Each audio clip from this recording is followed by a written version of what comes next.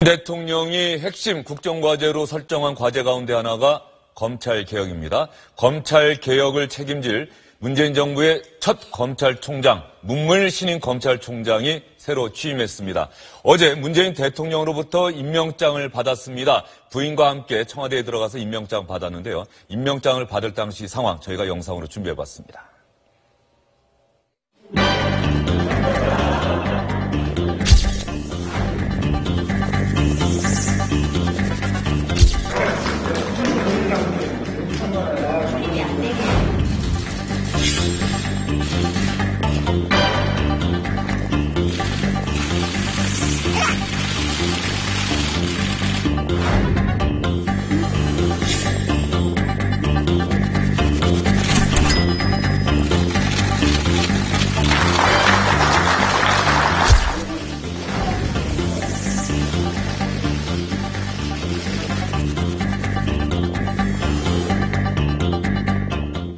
문무일 검찰총장 시대의 검찰개혁 앞으로 어떻게 전개될지 자세히 얘기 나눠보도록 하겠습니다. 제 왼쪽으로 김태현 변호사, SBS의 김영환 선임기자, 오른쪽으로는 박철아 문학평론가, 그리고 SBS 뉴미디어부의 권지훈 기자 이렇게 나와 있습니다. 네 분 어서 오십시오. 먼저 권지훈 기자, 사실은 지금 뉴미디어부에서 일을 하고 있습니다만 네. 원래 법조 출입 오래 했죠? 네, 법조 출입을 했었습니다. 했었는데 상당히 오래 했죠? 6년 정도 했던 걸로 제 기억이 나네요. 6년 정도 출입을 했는데 문무일 검찰총장과도 취재원과 기자의 인연이 있습니까? 몇 번 만나뵌 적이 있죠. 왜냐하면 문무일 총장 같은 경우에는 이제 특수통 검사로 유명하잖아요. 그러다 네. 보니까 이제 서울에 있는 주요 부서에서 많이 이제 일을 하다 보니까 아무래도 기자들하고 접촉 빈도가 아주 높았었죠. 접촉 빈도가 높았다. 그때 기자들이 문무일 당시 특수부장이라든가 특수부 검사를 놓고서 장래 검찰총장감이다 이런 얘기들 했습니까? 솔직히 한번 말씀해 주시죠. 이게 선배들이 했다기보다는 후배 검사들이 이제 아무래도 문무일 지금 총장이나 총장과 근무했던 특수부 후배 검사들 중에서는 그런 얘기를 한 검사들은 있긴 하죠. 예. 실제로 후배 검사들로부터 검찰총장을 하면 잘하실 분이다라고 하는 평가를 받았던 검사다. 네, 그렇죠. 근데 다만 이제 실제로 잘할지는 한번 지켜봐야 되겠죠. 예, 알겠습니다. 그 얘기를 오늘 저희가 하려고 하는 겁니다. 네. 박철아 교수님. 네. 문무일 검찰총장 검찰개혁 해야 된단 말이죠. 어제 문재인 대통령도 정치검찰은 반드시 책임을 물어야 된다 이런 얘기를 했는데 어떻게 전망하세요? 사실 난처한 입장이죠. 국민들의 기대를 하자면 검찰이 그동안 갖고 있던 막강한 어떤 힘의 한 부분을 내줘야 하지 않습니까? 그래서 검경 수사권 조정이라든가 공직자 비리 수사처라든가 이런 문제 때문에. 근데 시대 정신은 그것을 요구하는데 또 검찰 조직 자체의 입장에서 보자면 자기가 갖고 있던 힘을 내어줘야 하는 약간 모순적 입장에 있습니다. 그래서 아마 취임식에서도 저런 분들은 자주 한시를, 사자성어 같은 걸 자주 읊으시는데 약간 모호한 시를 읊으셨습니다. 그래서 예. 저분 입장 자체가 지금 그런 난감한 상황이 아닌가. 그렇지만 어쨌든 국민을 보고 일관되게 꾸준히 걸어나가시기를 부탁드립니다. 그러면 지금 박철아 교수님도 말씀하셨으니까 이왕이면은 화면에 바로 보여드릴게요. 문재인 대통령과 이야기를 나누는 중에 문무일 신임 검찰총장이 이 시를 읊었다는 건데 한번 읽어드리겠습니다. 하늘이 하늘 노릇하기가 어렵다지만 4월 하늘만 하랴. 누에는 따뜻하기를 바라는데 보리는 춥기를 바라네. 집을 나선 나그네는 맑기를 바라고 농부는 비 오기를 기다리는데 뽕잎 따는 아낙네는 흐린 날씨를 바라네. 김영환 기자. 네. 무슨 시인지는 알 것 같은데 저 시 왜 읊었는지를 놓고는 해석이 상당히 엇갈릴 것 같습니다. 그렇죠. 저게 이제 입장에 따라서 여러 가지 요구가 다를 수밖에 없다는 걸 이제 얘기하는 건데 이거를 검찰총장이 임명장 받는 자리에서 했다는 게 상당히 이례적이고요. 그렇죠. 그다음에 이거를 이제 해석하기에 따라서는 검찰 개혁에 대해서 여러 가지 의견이 있어가지고 상당히 괴롭다 이런 뜻도 되고 그래서 검찰 개혁에 대한 신중론을 주장한 것이 아니냐. 그래서 대통령과 검찰총장 간에 어떤 온도 차이가 있는 것이 아니냐 이런 해석들이 나오고 있습니다. 그리고 또 검찰총장이 임명장 받는 자리에서 이 한시를 읊는다는 것이 상당히 이례적이고 저는 들어본 적이 없습니다. 그래서 어떻게 보면 좀 오만해 보일 수도 있을 것 같아요. 자기보다 어른 앞에서 이제 한시를 읊는다는 자체가요.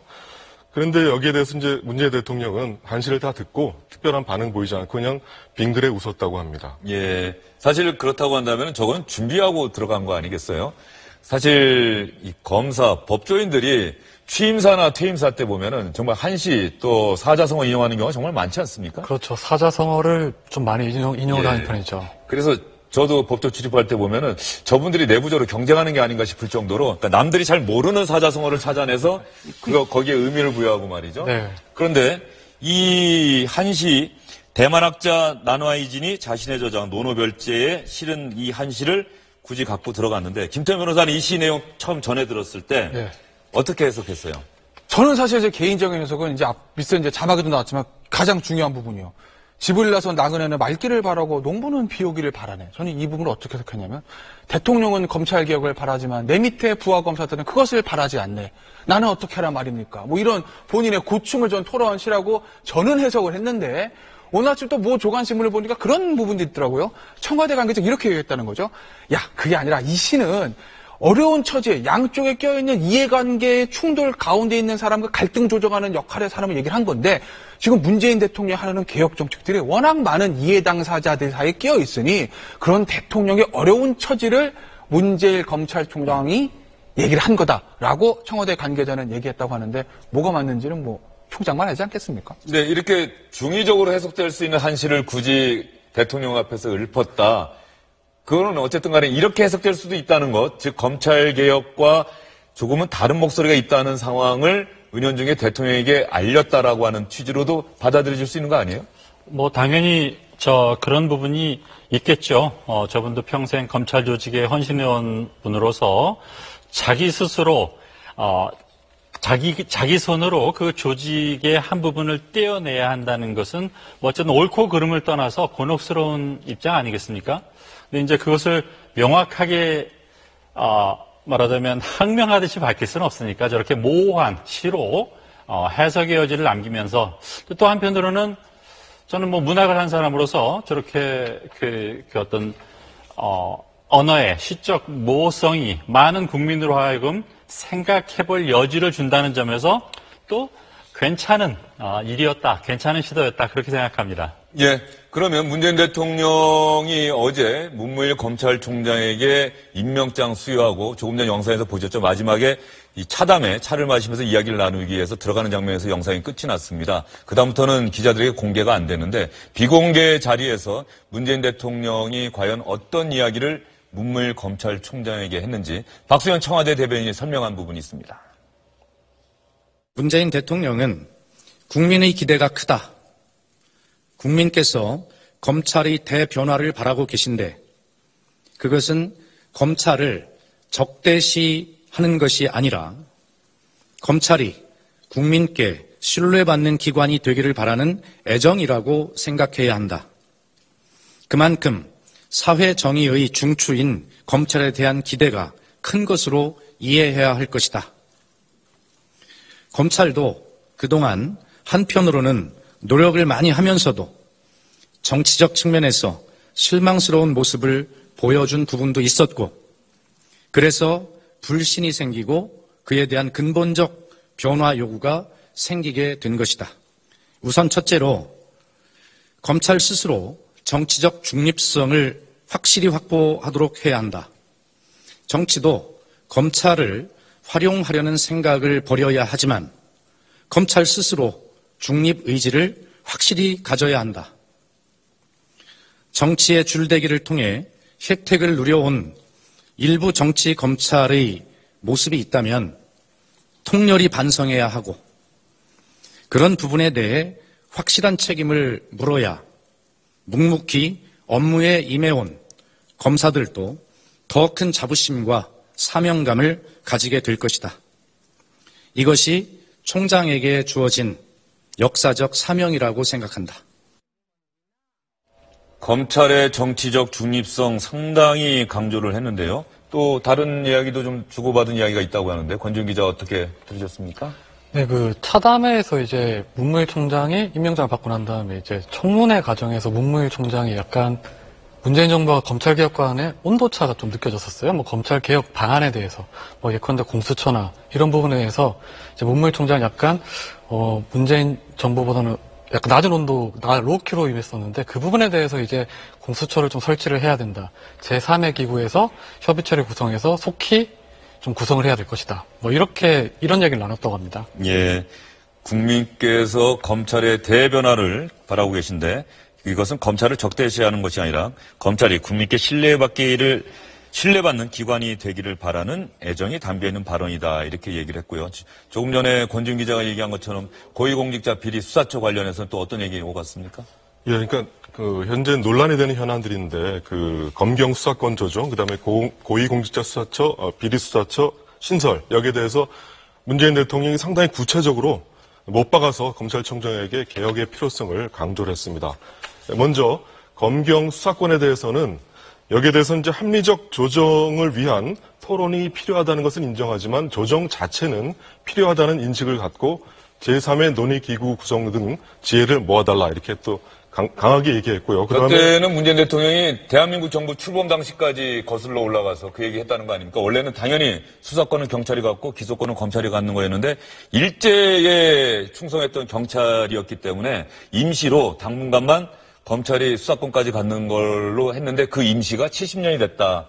문재인 대통령이 이런 얘기했다고 전 들었습니다. 네, 저 부분에 대해 상당히 연구를 많이 하셨죠. 그다음에 이 고위공직자 비리수사처, 공수처에 대해서는 이게 검찰 자체만 견제하려는 것이 아니다. 대통령을 포함한 권력을 가진 고위공직자가 대상이고 그중에 검찰도 포함되는 것이다. 이렇게 얘기를 했습니다. 그러니까 여기에 대해서 이제 문무일 총장이 답변했는데요. 이 마지막 공직이니까 저에게 개혁을 추진할 기회를 주신 것에 대해서 감사하게 생각하고 정말 잘하겠다. 이렇게 얘기했는데 역시 이것도 아주 구체적으로 그렇게 하겠다는 것이 아니라 좀 원론적 답변이라고 볼 수 있을 것 같고 그래서 검찰총장이 아까 박철호 교수님 말씀하셨다시피 검찰의 어떤 조직을 대변해야 되고 검찰 조직의 어떤 반발이 있으면 설득해야 될 어떤 입장이기 때문에 지금 당장 여기에 대해서 구체적으로 얘기하는 것보다는 원론적으로 말하고 나중에 검찰에 가서 의견을 수렴하면서 설득하는 그런 모양새를 갖추려고 현 단계에서는 일단 이렇게 원론적으로 답변한 것이 아닌가 이렇게 생각이 됩니다. 고위공직자 비리수사처에 대해서 검찰이 내부에서 반발하는 기류가 있다면 그 이유는 뭘까요? 수사권 우리 말고 또 다른 사정기관이 생긴다는 데 대한 반발일까요? 그렇죠. 아니면 예. 그 공수처의 수사 대상이 검찰이 포함됐다라고 하는 게 이유일까요? 두 가지 다 측면이 있는데 이제 문재인 대통령 어제 얘기를 들어보면 검찰이 수사 대상이 되는 것에 대해서 검찰이 소위 말해서 알레르기 반응을 보이는 것처럼 이제 말씀을 하셨는데 제가 봤을 때는 그런 측면도 있지만 그거보다는 나의 권한을 쪼개서 나눠준다는 측면이 더 클 겁니다.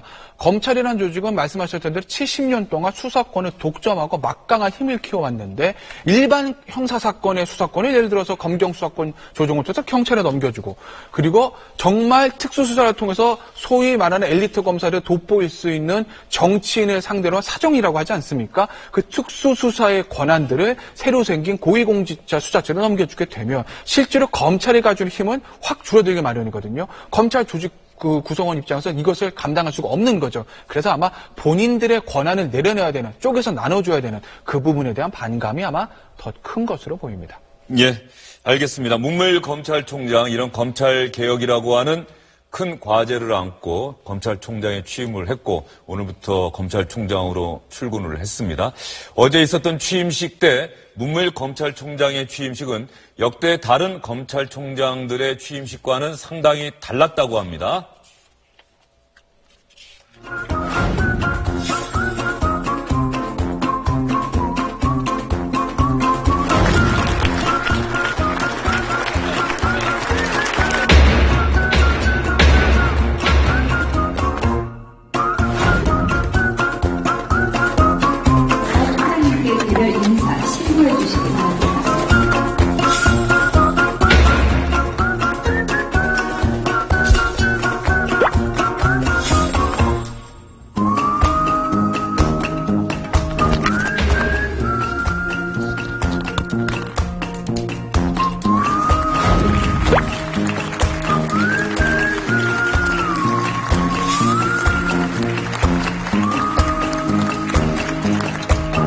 제가 참가하고 계신 분들은 테이블 돌고 앞으로 먼저 얘기하는데 시간 되면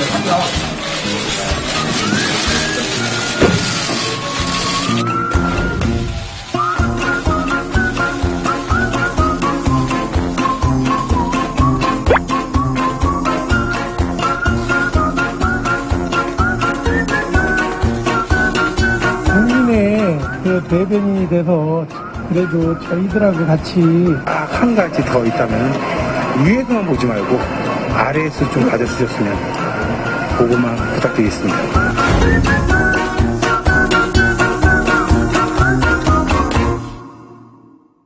일단 가장 달라진 게 예전에는 검찰총장이 딱 서 있으면은 그 취임식에 참석한 뭐 서울 시내에 있는 주요 검사들이 와서 한 명씩 와서 목발 짚고도 와서 인사를 했어야 되는데 이번에 문무일 검찰총장은 먼저 테이블을 돌아다니면서 본인이 인사를 했다는 게 가장 큰 차이 같습니다. 탈권일까요?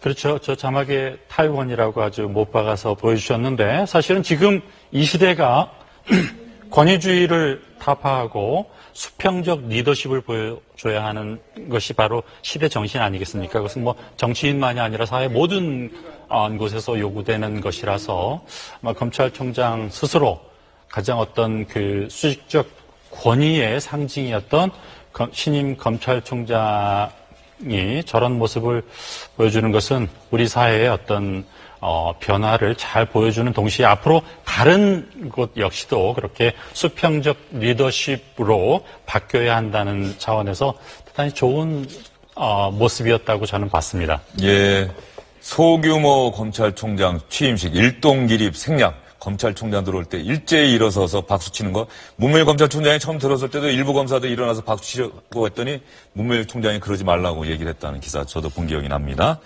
자, 그러면 문무일 검찰총장 취임사 들어봐야겠죠. 과연 문무일 검찰총장은 앞으로 어떤 검찰을 지향하는지 문무일 검찰총장의 생각 여러분 한번 들어보시죠. 최근 국민의 검찰에 대한 신뢰도는 매우 저조합니다. 아시다시피 검찰을 신뢰하지 않는 이유로 국민들은 정치적 중립성 미흡, 내부 비리, 과잉 수사, 반성하지 않는 자세 등을 꼽고 있습니다. 이제는 검찰의 모습이 바뀐다는 것을 보여드려야 한다고 생각합니다. 먼저 투명한 검찰로 변하고자 합니다. 오로지 수사 원칙에 따라 신속하게 증거를 수집하고 조사하여 증거법과 법리에 따라 올바른 결론을 도출하는데 총장부터 정치적 중립성, 수사의 독립성을 지키는 든든한 반석이 되고 버팀목이 되겠습니다. 그러나 독립적이고 자율적으로 수사하면서도 지나치지도 덜하지도 어느 쪽으로도 치우치지 않도록 국민과 전문가의 의견을 최대한 들으며 존중하는 제도를 도입하고자 합니다. 수사 종결 후에도 필요한 경우 수사와 결정 전 과정을 드러내 보일 수 있을 정도가 되어야 한다고 생각합니다. 다음으로는 바른 검찰이라는 평을 받도록 노력합시다. 무엇보다 먼저 국민이 걱정하는 우리의 내부 비리에 대하여 보다 엄정하게 감찰 수사하고 그 결과에 대하여 외부로부터 점검을 받겠다는 각오를 가져야 한다고 생각합니다. 엄정하되 잔혹하지 않고 끈질기되 각박하지 않게 수사하는 한편 비효율적이며 지루한 문답식 진술 중심의 수사 방식에서 벗어나 물적 증거, 분석 자료, 간명한 진술 중심의 효율적이고 기품 있는 수사를 통하여 수사 당사자로부터 공감까지도 이끌어내어 봅시다. 네, 투명한 검찰, 바른 검찰, 뒤에 또 열린 검찰이라는 얘기까지 했는데 김태현 변호사. 예. 지금 많은 분들이 궁금해하는 검찰개혁 과제에 대해서는 일부러 얘기를 하지 않은 것 같습니다. 언급하기가 조심스럽죠. 예. 일단 어제 취임할 때 대통령이 얘기했다면 대통령은 검경 수사권 조정, 공수처 설립을 하라라고 명백하게 지시하는 거나 다름이 없습니다. 그 말의 해석을 해보면요. 그런데 검경 수사권 조정과 공수처 설치 같은 경우는 아까도 제가 말씀드렸듯이 일선 검사들의 입장에서는 본인들의 권한을 내려놔야 되는 것이기 때문에 알레르기 기반을 일으킬 수밖에 없거든요. 그러니까 문무일 총장은 어떤 의미에서 보면 역대 검찰총장 중에서 가장 곤란을 겪을 검찰총장이 될 수 있는 겁니다. 대통령과 청와대와 일선 검사 사이에 끼어있는 신세인 거죠. 취임하자마자 야 이제 우리 권한 내려놓자. 검경 수사권 조정해서 넘겨주고 공수처 설립 반대하지 말자라는 얘기들을 조직 구성원들 앞에서 대놓고 하기는 굉장히 부담스러울 것이거든요. 그래서 아마 청문회 때부터 해서 그 취임식 그 임명장을 받을 때도 한시, 그 다음에 어제 취임식에서 그런 것을 전혀 언급하지 않았던 부분들을 보면 일단은 지금 상황이 성숙될 때까지 조금은 좀 피해가려는 것 아닌가라는 어떤 문무일 총장의 생각이 저는 엿보입니다. 네, 투명한 검찰은 수사 과정 전반적으로 다 국민들에게 공개할 수 있을 정도로 투명하게 수사를 해야 된다는 얘기고, 바른 검찰은 검찰 내부 비리 엄정하게 척결하고 수사 방식도 바르게 해야 된다라는 취지고요. 또 하나 열린 검찰은 뭐 들려드리진 않았습니다만, 열린 검찰은 기본적으로 검찰과 함께 일할 수 있는 모든 조직원들로부터 다 이야기를 들을 수 있는 상명하복의 이런 검찰 문화 없애버리고 자유롭게 의견 개진하고, 위에 있는 검찰총장부터 바뀌어서 그런 의견들 잘 받아들여서 바꿔나가겠다, 이런 얘기를 했습니다. 그런데 문무일 검찰총장 취임식에서 예전에 볼 수 없었던 모습 하나가 더 있었는데요. 바로 문무일 검찰총장이 직접 프리젠테이션을 통해서 정책 비전을 밝히기도 했고요. 또 일반 시민들, 아까 앞서 영상에도 나갔습니다만, 일반 시민들이 검찰에 대해서 이렇게 바꿔주십시오, 검찰이 이랬으면 좋겠습니다라고 하는 영상 메시지를 보냈다라고 하는 건데, 그중에 여러분들도 잘 아시는 박준영 변호사, 약천 오거리 재심사건 맡았던 박준영 변호사의 검찰에 대한 기대, 어떤 내용이었는지 한번 여러분 보시죠. 밤 10시 이후에 검찰청사에 불이 많이 켜져 있습니다. 이렇게 열심히 일하는데 왜 우리 국민들은 검찰에 대한 불만을 얘기하고 검찰을 신뢰하지 못할까? 때로는 인간이 하는 일이기 때문에 어린은 얼마든지 있을 수 있습니다. 또 우리 국민들은 그런 잘못에 대해서 충분히 관용을 베풀어줄 그 정도의 아량을 갖고 계시거든요. 잘못을 바로잡는 데 있어서 좀 더 적극적인 노력을 해주고, 또 그런 노력들이 많이 부각이 됐으면 좋겠다는 생각이 있습니다. 문무일 검찰총장은 소중한 말씀 가슴 깊이 새기고 감사드린다, 이렇게 대답을 했다고 합니다. 김영환 기자, 그러면 문무일 검찰총장이 되고 나서 가장 먼저 한 지시가 어떤 내용이었습니까? 예, 그러니까 대검찰청이 이제 범죄정보기획관실이라고 있는데요. 이게 검사 수사관에서 한 40명 정도로 구성돼서 검찰총장 직속으로 해서 각종 범죄 정보에 관해서 검찰총장이 직보하는 그런 기관입니다. 근데 여기에 대해서 대대적인 그 업무 조정을 지시를 했습니다. 이거는 이제 이 대검, 그러니까 범죄정보기획관실이라는 것은 업무 조정이라는 게 그동안 범죄 정보가 아닌 동향 정보까지 수집했는데, 이제는 그걸 하지 마라. 그리고 소속 검사와 수사관은 전원 원래 소속된 곳으로 돌아가라. 그러니까 전원 교체하겠다는 것이고요. 그리고 이제 일부에서는 그래서 이게 향후에 해체 수순으로 가는 것이 아니냐, 이런 또 전망도 나오기도 했는데, 이거는 향후에 이제 검경 수사권 조정이라든가 그 공수처 설치 등과 맞물려서 검찰 조직이 전면적으로 개편되면 이제 이 조직이 어떻게 될 것인지에 대해서 그때 이제 정해질 것 같습니다. 예전에 제 기억에는 대검 중수부가 폐지되기 전에 그 수사기획관인가요? 그 자리가 사실은 중수부장을 바로 옆에서 보좌하는 그런 일을 했었는데, 중수부는 폐지됐고, 그러니까 범죄정보기획관실이 만들어지면서 검찰총장의 그야말로 뭐 오른팔 역할을 해왔던 겁니까?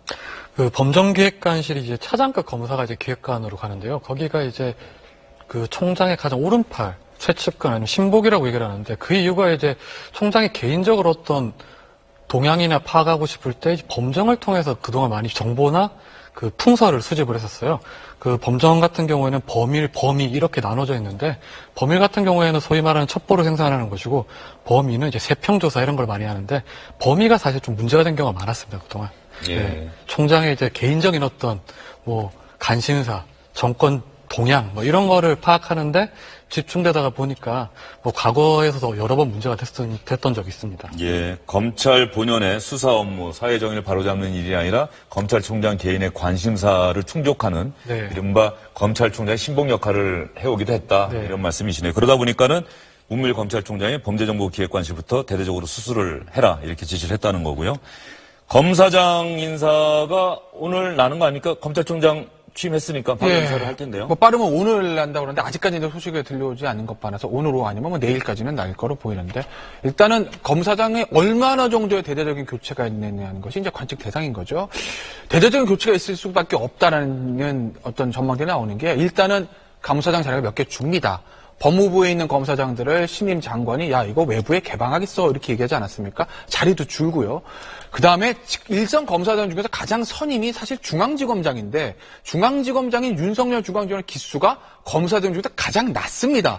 그럼 검찰은 그 고유의 기수만 하는 거 있기 때문에 그러면 중앙지검장인 윤석열 지검장보다 기수가 높은데 아래 직급에 있는 사람들에 대해서 결국 옷을 벗어야 되는 건 아니냐라는 얘기들 나오지 않겠습니까? 그런 부분들도 있고요. 또 하나는 소위 우병우 라인에 대한 교체라는 그런 또 요구들이 좀 있어서 아마 이번 검사장 인사는 대대적인 교체, 쇄신 인사가 단행될 가능성이 지금으로서는 굉장히 높다고 봅니다. 검사장을 흔히 검찰의 별이라고 하는데요. 과연 어느 정도 규모가 되는지 한번 여러분께 보여드리겠습니다. 전체 검찰 인원이 2022명인데 그중에 검사장은 2.3%, 47석이라고 하는데 이 자리도 조금 더 줄어들 것이다. 그 얘기를 지금 해주신 건데. 자, 오늘 권지훈 기자를 주영진의 뉴스브리핑에서 부른 이유가 사실 여기에 있습니다. 이 검사장 인사와 관련해서 지금 권지훈 기자가 일하고 있는 팀이 어떤 팀이죠? 데이터 저널리즘 팀이라고 해서 이제 주로 빅데이터를 분석해서 기사를 쓰는 곳인데 팀 이름은 마부작 팀이라고 합니다. 네, 마부작 팀은 어떤 뜻입니까? 도끼를 갈아서 바늘을 만든다는 뜻인데 뭐 방대한 정보 속에서 훌륭한 팩트를 찾아본다 이런 의미입니다. 예.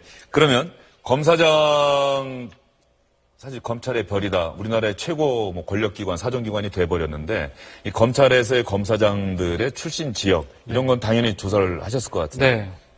일단 저희가 이제 역대 검사장 1948년 검찰 창설 이래로 역대 검사장을 세워보니까 345명이었습니다. 네, 345명이 이제 검사장 자리에 있었는데 이 검사장 숫자에는 최근에 이제 검사장으로 승진한 윤석열 서울중앙지검장도 포함시킨 숫자인데요. 여기서 이제 지역 출신을 따져보니까 영남 출신이 38.6%였습니다. 133명. 가장 많았던 겁니까? 예, 그렇죠. 그리고 서울대 출신이 66.4%로 아주 많았습니다. 압도적이네요. 압도적이었습니다, 예. 정말. 그리고 고등학교별로도 따져봤었는데 이제 경기고 출신이 12.5%로 가장 많이 차지했습니다. 예. 특정 지역의 특정 고교, 특정 대학에 많이 몰렸다고 볼 수 있습니다. 예. 사실은 예전에 그 사법 시험 자체가 상당히 어려웠고, 고등고시 이런 시절에는 기본적으로 경기고등학교 서울대 출신들만이 또 법조인이 되는 그런 경우도 있었으니까 과거에는 좀 그런 특징이 강하지 않았겠어요? 그래서 저희가 한번 대한민국 정부 출범 초기에는 신임 검사 때 대학 출신 비율이 어떤가를 따져봤더니 서울대 출신이 신임 검사 때는 한 40% 정도. 40% 정도. 네, 거의 전통적으로 40%에서 50% 정도 됐는데 검사장은 훨씬 더 지금까지 이제 문이 이제 더 좁았던 거죠, 이제. 예. 예, 다른 대학 출신들이 검사장이 되기에는 상대적으로 문이 좁았다. 네. 그런 얘기고요. 그러면 역대 정권별로도 좀 분석을 해보셨을 것 같은데 어떻습니까? 네, 저희가 이제 김영삼 정부부터 이렇게 좀 뚜렷하게 좀 찾아봤었는데요. 문민정부를 표방한 네, 그렇죠. 김영삼 정부. 김영삼 정부에서는 출신 지역을 좀 따져보니까 44.7% 정도가 영남 출신이었습니다. 그리고 이제 대학별로 보니까 서울대 출신이 86.8%였는데 이게 전체 평균보다 훨씬 많았습니다. 이게 당시에 이제 검사장을 김영삼 정부에서 38명을 승진을 시켰는데 이 중에 근 90% 가까이가 이제 서울대 출신이었고 그리고 딱 대학 두 가지 대학에서만 검사장이 배출됐었는데 서울대와 고려대였습니다. 예. 그래서 두 개 대학 출신만 김영삼 정부에서 이제 검사장을 승진을 시켰던 겁니다. 김영삼 대통령의 출신 지역과 출신 대학 출신들이 검사장에 된 비율이 높았다. 그런 말씀이시네요. 그렇게 볼 수 있습니다. 예. 또 김대중 정부 때는 어땠습니까? 아무래도 이제 호남에 이제 정치 기반을 뒀던 정부다 보니까 호남 출신 검사장이 33.3%로 가장 많았고 당시에 이제 TK 출신 비율이 김대중 정부에서는 전 정부 23%에서 12%로 떨어졌습니다. 오히려 TK 지역은 더 떨어졌고요. 네, 김대중 정부에서는 그렇게 떨어졌습니다. 그러면은 김대중 정부에 이은 노무현 정부, 참여정부 때는 어땠습니까? 노무현 정부 때는 저희가 좀 이렇게 당시에 있었던 검사들한테 물어보니 좀 비교적 탕평책을 썼다고 하더라고요. 대신 이제 경인 출신 비율이 상당히 높아졌는데, 경인 출신이 전 정부 2.6%에서 11.7%로 4배 이상 올랐고요. 출신 대학 같은 경우에도 10개 대학으로 좀 비교적 다양화됐습니다. 예. 그러니까 다양화됐다라고 하는 게 참여정부 때의 특징이고 네. 그러면 그 다음 정부인 이명박 정부 때는 또 어떤 변화가 있었을까요? 예, 이명박 정부에서는 좀 다시 이제 영남권 출신들이 좀 많이 검사장으로 승진이 됐었는데 합쳐보니까 37.3%가 영남 출신으로 검사장으로 승진했는데 그 중에서도 이제 TK 지역이 23.7%로 역대 정부 중에 최고치를 기록했습니다. 당시에 검찰 내부에서는 뭐 고향을 TK로 바꿔야 된다 이런 얘기까지 있었거든요. 예, 고향을 TK로 바꿔야 된다. 그러면 이명박 대통령이 나온 대학 출신들도 상당히 많이 늘었겠네요. 네, 고려대 출신 비율이 이제 16.9%로 검사장 승진이 가장 많이 했었고, 특히 좀 검사장뿐만 아니라 검찰 내 주요 보직이라 할 수 있는 차장이나 뭐 기획관들, 여기도 다 고대 출신을 하다 보니까, 당시 검찰에서는 이제 검사는 이제 고대 출신과 비고대 출신으로 나뉜다. 뭐 이런 얘기도 했었습니다. 예. 그럼 바로 직전이었던 박근혜 정부 때는 어땠을까요? 박근혜 정부는 이제 뭐 서울 출신 검사장 비율이 비교적 높았었는데, 박근혜 정부는 사실 검사장 인사를 다 하지는 못했습니다.